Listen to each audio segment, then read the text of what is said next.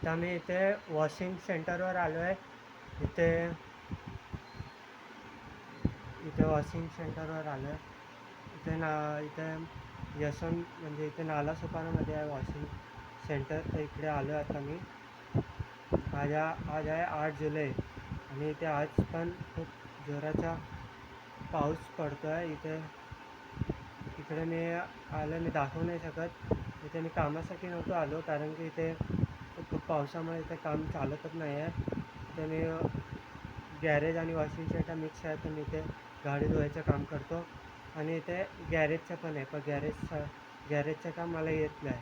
तर मी इथे आलेलो कारण की इथे मोबाईलमध्ये चार्जिंग नव्हती. ते मी आचळे गावाच्या एरियामध्ये राहतो. तर तिकडे एवढा पाऊस पडतो आहे की तिकडे लाईटच नाही आहे. कालपासून लाईट नाही आहे. आज दुसरा दिवस आहे की लाईटच नाही आहे.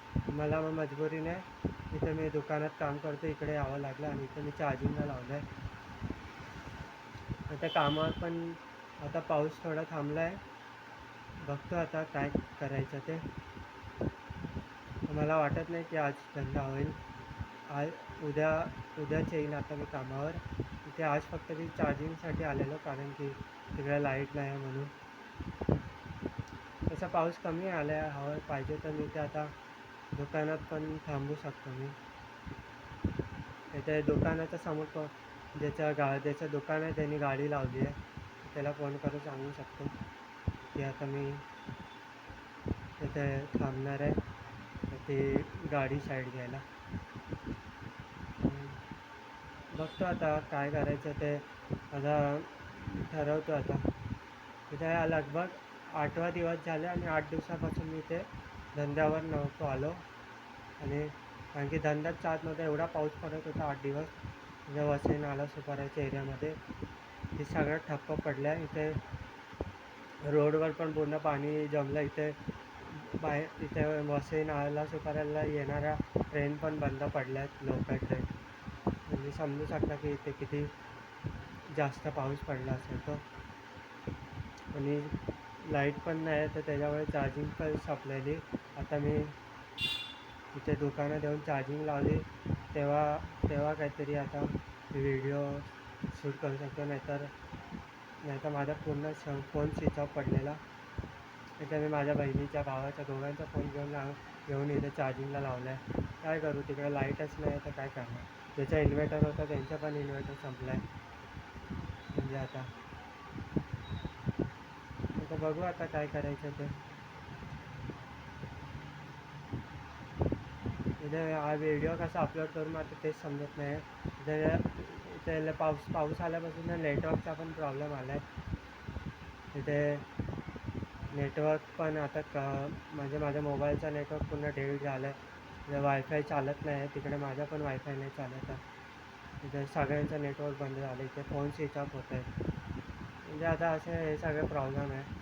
तर एक चांगली गोष्ट इथे पावसामध्ये म्हणजे पावसामध्ये मजा येते. म्हणजे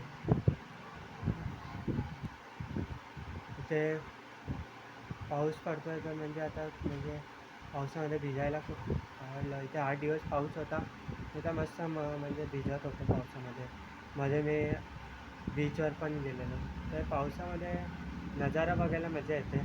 तर बोलतात ना हर गोष्ट चांगली नसते. काही म्हणजे पावसाचे जसं चांगल्या गोष्टी तसे साईड इफेक्ट हाच साईड इफेक्ट आहे. लाईट वगैरे म्हणजे पावसाची दिक्कत नाही आहे. लाईट वगैरे कशी जाते मला समजत नाही आहे. लाईटीच्या वगैरे आहे ते ठीक ठेवलं असतं तर सगळं चांगलं असतं. पण पाऊस गेला, लाईट गेली, नेटवर्क गेला, चार्जिंग संपली, काय करायचं मग आता. असं नाही की सगळीकडे लाईट गेली आहे. इथे माझ्या एरियामध्येच लाईट गेली आहे. तिकडे थोडा प्रॉब्लेम झाला आहे. काहीतरी उडालं आहे. म्हणून मी इथे आता दुसऱ्या एरियामध्ये जिथे दुकानात मी काम करतो तिकडे येऊन मी मजबुरीने चार्जिंग लावावी लागते मला आता. तर बघू आता पाऊस नाही आहे. मी तर न्यूजमध्ये म्हणजे मी जेमिनायवर विचारलेलं तेव्हा बोलत होते की 9 तारखेपासून पाऊस कमी येईल. तर मी आता ते विचार करतो आहे की उद्या येऊ कामावर या आजच राहू. ते विचार करतो आता मी. तर मग आता बाकी सगळं तर ठीकच चाललं आहे आता. तरी पावसाने मजा करायची, अजून काय करू शकतो.